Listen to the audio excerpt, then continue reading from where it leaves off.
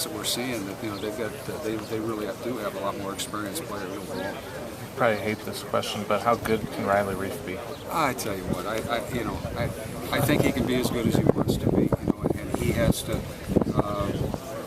and he will work at it. He's a guy that takes great pride in everything that he does, and he's a physical kid, and he's got an opportunity to be an excellent player, And it's not fair to him or other players to make comparisons, but he's got an opportunity to play well here. And right now, we're just worried about him playing well tomorrow. It seems like with him, it's the NFL stuff that's already buzzing about him isn't something that's going to distract him. Well, you'd like to think that, but you guys, we love you guys. But yet, all the information that comes out, you see the same thing in recruiting. Kids start seeing, and he's the kind of kid that's really directed at, one purpose, and you just hope that he doesn't become, doesn't think about anything other than his own performance and his teammates. Coach, what can you tell us about Brandon Sheriff, young man from Denison who found his way through spring practice and now is shown as second in the depth chart at left guard? Well, he's got ability. He's got enough ability to do it. He lacks the experience, the knowledge of the concepts right now, but he's very talented.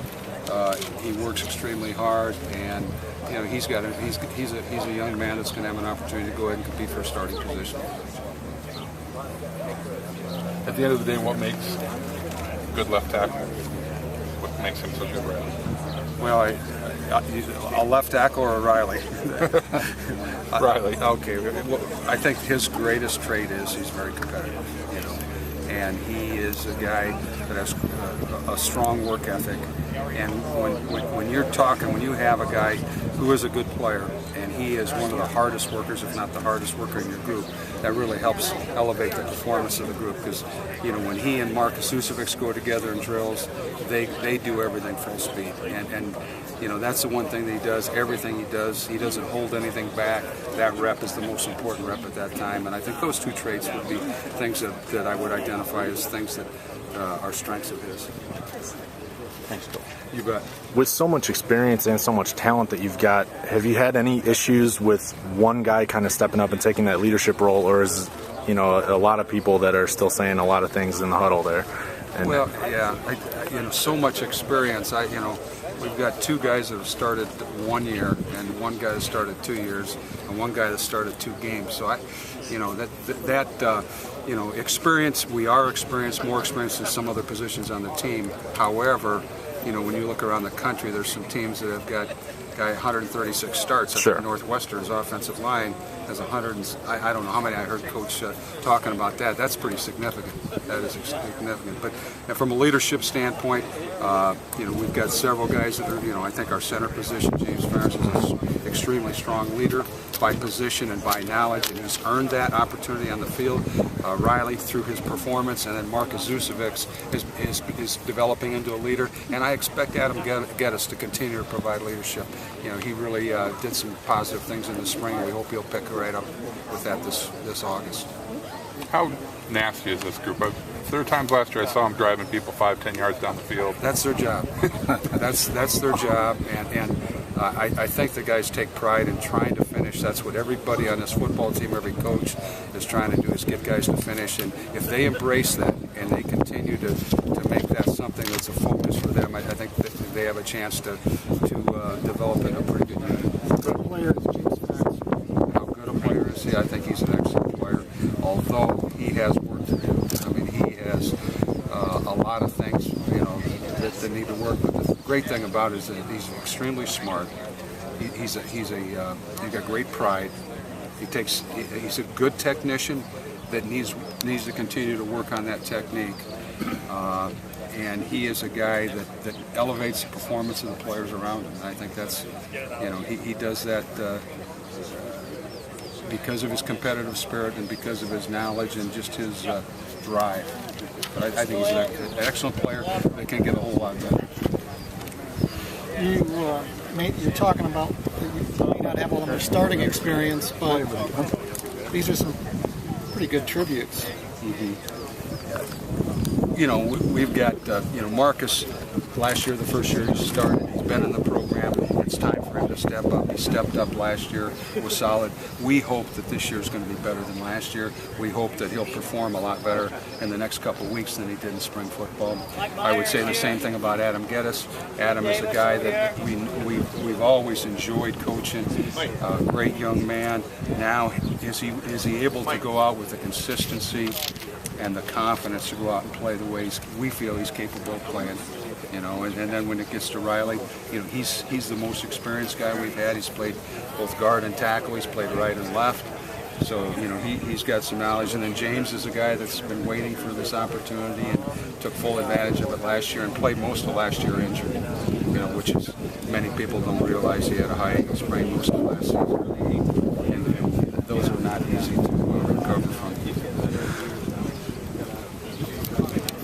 Is it at all hard to coach a head coach's son? You're not the head coach. I tell you what, it's really, it's great. First of all, James doesn't. James is an extremely coachable young man. He's a great listener. He is a young man that is extremely coachable.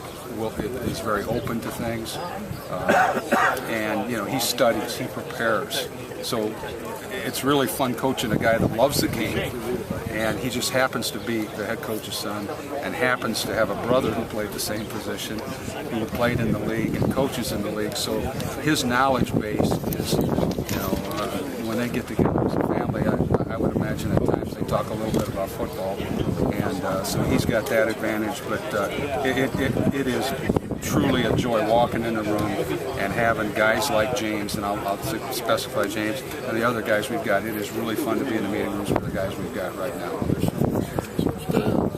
Is he similar to Brian as a player and a person, or does he have a clearly different personality in either department?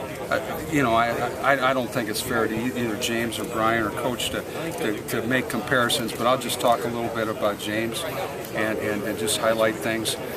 He really, he's got the wrestling mentality. He was a wrestler. He's a young man that maybe isn't the biggest guy out there, but he's extremely competitive, and he feels he's a very confident player. He doesn't lack confidence, and he's got the knowledge. Now what he's got to do is just clean up some of the technique, and just eliminate some of the errors that we had last year on the field, last year in spring football. But he's you keep trying to draw me into that. No, I know that sounds like a lead-in question, but that's interesting to me. The two guys are two of the best leaders we've ever had here. And I think the position has a lot to do with it. Rob Brueggemann played 1 year for us and was probably one of the greatest leaders. James is in 1 year has just become a very, very strong leader. And Brian was probably one of the best leaders I've ever had as a coach at any time, at any position. His leadership. You look back to 2004. Okay, he was out. He had multiple surgeries in that knee. He came out after the Michigan State game, and we didn't lose a game the rest of the year. He played right guard. Elgin was at the center position, and he just made everybody else better around him. And he played on a leg and a half for that year. So, that's pretty strong leadership skills right there. Well, how I know you've had guys who played early in their careers, who played substantial games and etc. But how long does it take to be a truly good Big Ten offensive lineman in general? A lot of it, as you alluded to, Mike, a lot of it is based on where you come from. The physical stature you come in at. Are you physically ready to play? Okay, that's probably one of the most important things. And then, how mature are you? Can you handle it? Can you handle dealing with things? We basically, since 2003, we've had 3 true freshmen that have an opportunity to play, and all 3 of them we've needed them to play. Those 3 being Mike Jones, played halfway through the season during the Ohio State game. There was an injury. The next one was Dace Richardson, who really was ready to play when he came here. The other one was Brian Balaga, who physically was ready had a vision, had a mission, and he came in here with the full intent of competing for a starting position.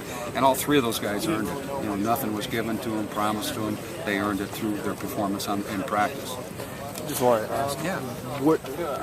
how many linemen can you see being in the rotation for you guys? I know you're comfortable with the 5 that you got up front right now, but as far as the younger guys and the ones that are maybe lower on the depth chart, I tell you what, I think it's too early for us to say these guys we feel real good about. I can see us having 10 guys competing for 8 to 10 guys competing for positions. Obviously, we have to have a starting point. I think 4 of the 5 guys are guys that you feel comfortable about. I think we're looking at who's going to be that 5th guy, and I think there are several candidates who can do it. And I don't think anybody has been eliminated from that equation yet. what is it about Riley that's made him emerge into the type of player that he is now? He came in. He's a wrestler who had a tremendous record. He's extremely competitive, and he's a hard worker. He's tough. Those traits are pretty good as lineman. Plus, he's got some size and ability to go with that. And he is a young man that wants to be coached, listens well, takes what he has learned, and he applies it to his craft. So I think that's a pretty good. And again, without anointing Riley or putting a crown on his head or anything like that, but he has a lot of work to do. He knows it. All of our guys know we've got plenty of work to do, and if we can get our guys focused on just improving each and every day, we've got a chance to have a pretty good group. Like you said, experience is all relative here, Yeah. but when you look at this team, and especially on the offense, this group has got more, under their belts than just about any other group. Have you talked specifically at all about the offensive line needing to set the tone and really be the leaders of this team? I think we talk to them about that every year, James. That's something we always try to talk to, and I think those guys want to do, they want to do that. First, it starts by doing your job and doing it to the best of your ability, and then that trust and leadership that comes through daily, consistent, effort and performance, production on the field. So I think it's kind of a developmental thing as much as anything, but I think they understand that we do have a group that has had significant experience in terms of their ages, and their experience on the team. What about going against the group of D linemen that you guys had out here last year? How much did that affect and improve, or even accelerate how quickly this group of O-linemen came along? I credit Coach Parker and Coach Kaczynski that do a great job with our defensive line. I think anytime we go against our D line, we're going against really talented guys, and going against guys like we've gone against for the last several years, as well as the guys we're going against this year, is going to make us a whole lot better, as well as going to help make our defensive line better. So it's a pretty healthy competition. Thanks, Coach. You bet.